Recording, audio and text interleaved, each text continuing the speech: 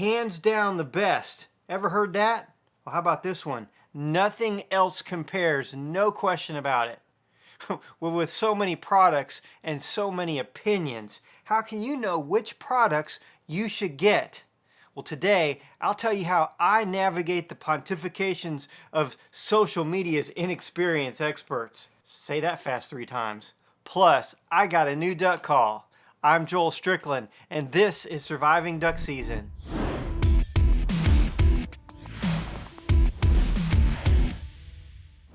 Hey, thanks for watching Surviving Duck Season, where we feed your waterfowl obsession and help you maximize your experience.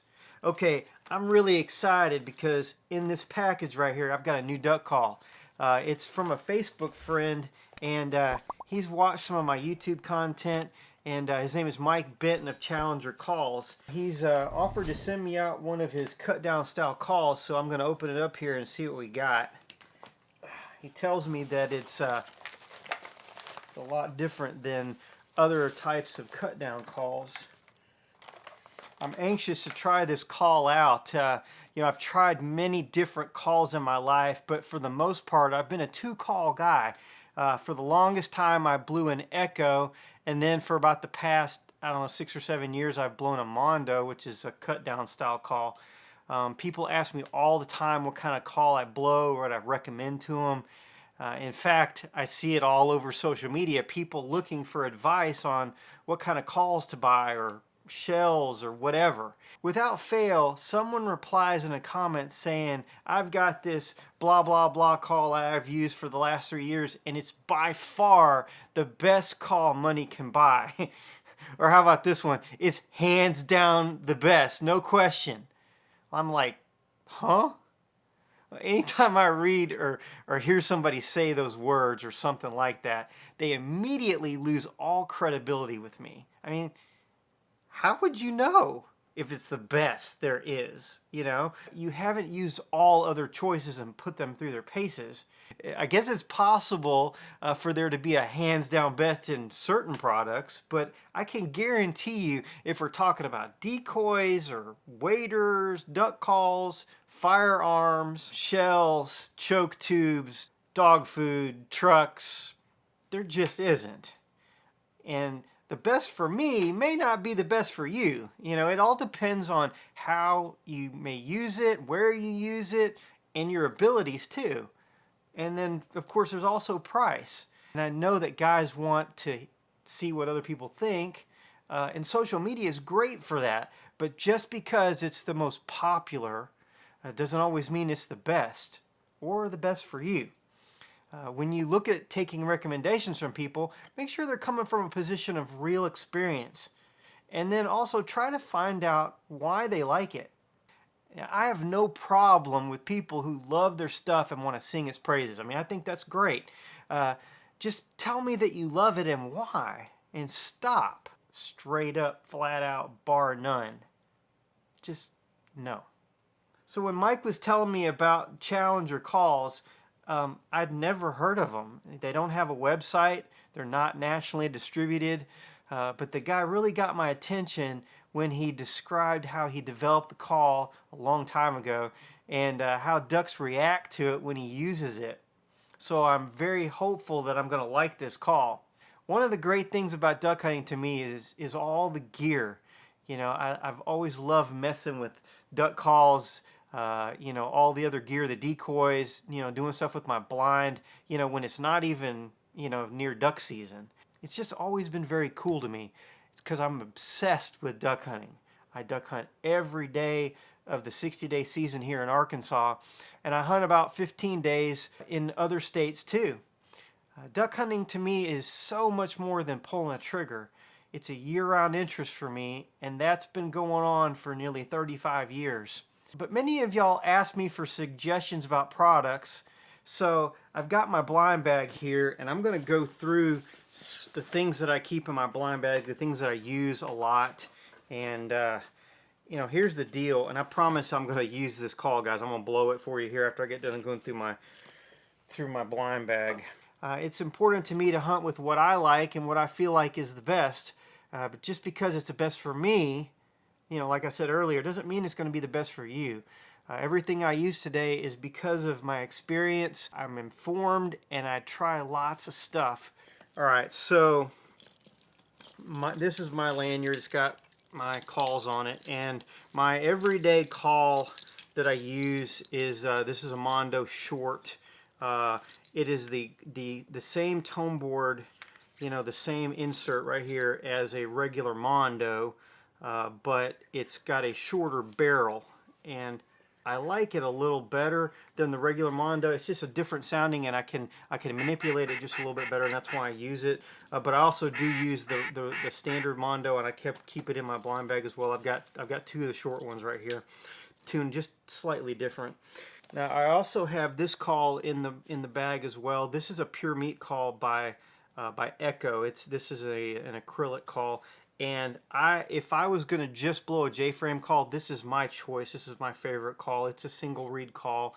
I also have a whole bunch of other Echo single reed calls that I love as well, but this is a very good loud call. And then I've got on my lanyard as well, this is my speckle belly call, and I have it on my lanyard all the time as well, because almost every place that I hunt, unless we're in the timber, I would be, have the opportunity of calling in some specs.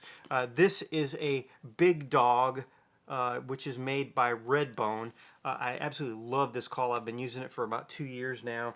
Before that, I was using, this is my my Riceland call, and it's an acrylic as well, and it's my backup call. Now I like it. It's my second favorite call. I like this one a little bit better because I can do a little bit more with it, the Redbone. Let's see, what else have I got in here?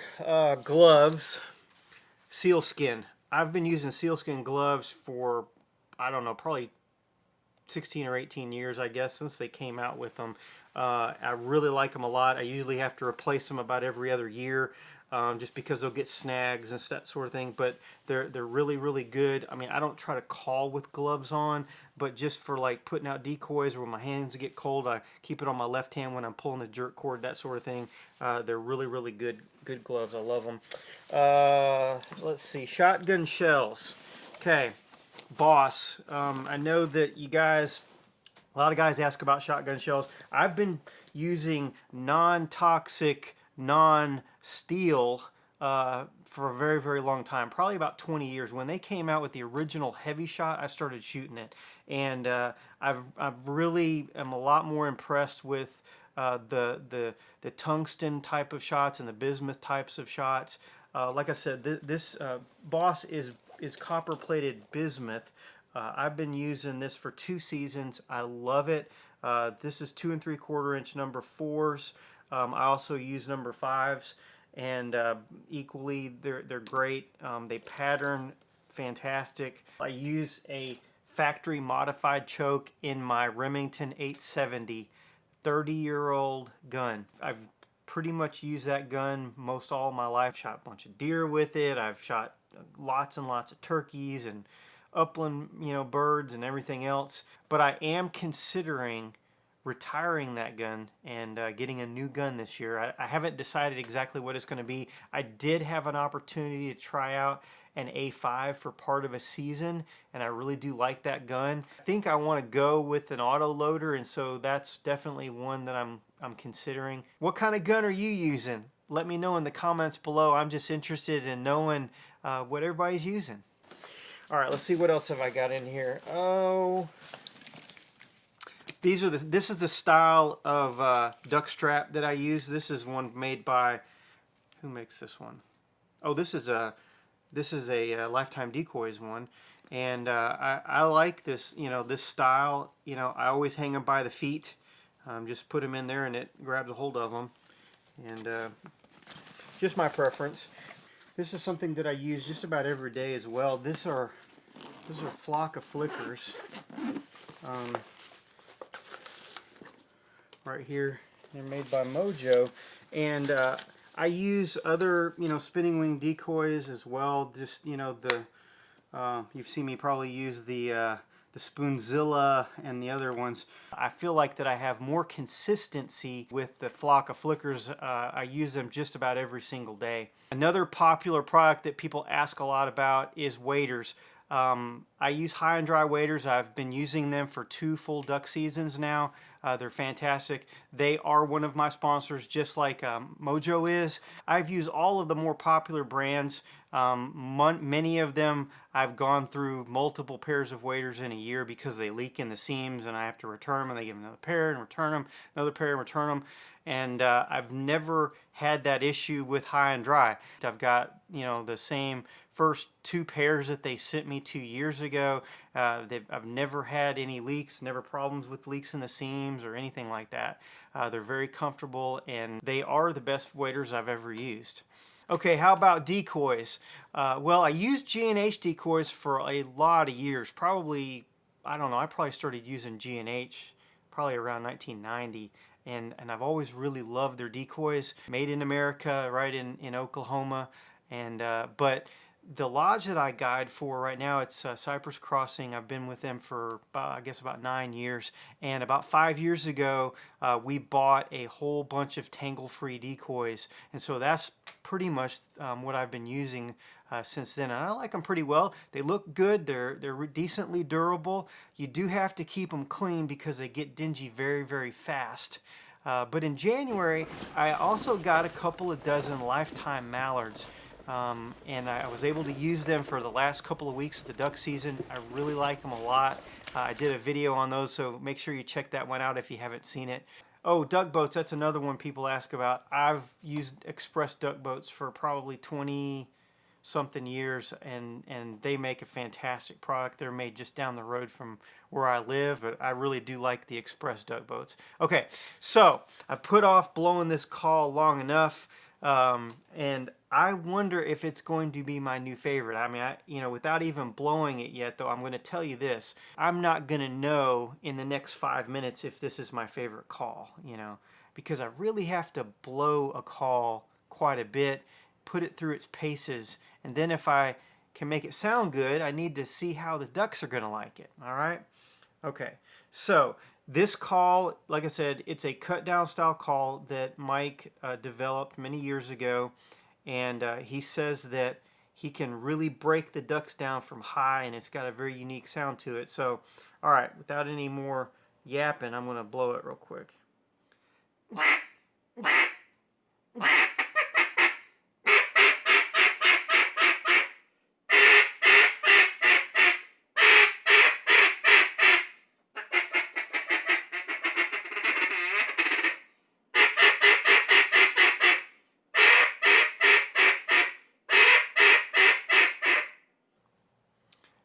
Hang on just a minute.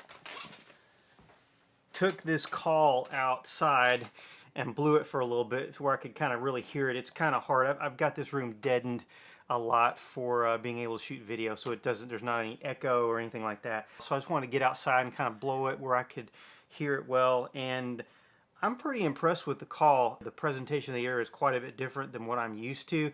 I don't need to blow quite as much. You could tell it was kind of squeaking a little bit. I can probably back it down. It's pretty loud. Actually, I think it might even be louder than my Mondo. There's a really good chance that this call will make my lanyard as my second call for the year. We'll see. Definitely, I think I'll at least try it out during duck season, because this sounds really good, and it's a very unique sound to it. Sometimes being different than the next guy is exactly what you need. Mike doesn't have a website, but he does have a Facebook page for Challenger calls, so I'll leave a link in the description below if you're interested in getting one for yourself. Now, if you missed my video about choosing a duck call, you can see it right here. And here's an awesome timber duck hunt right here. Check that one out too. Next week, I have an awesome video that you don't want to miss. Until then, God bless and have a great week.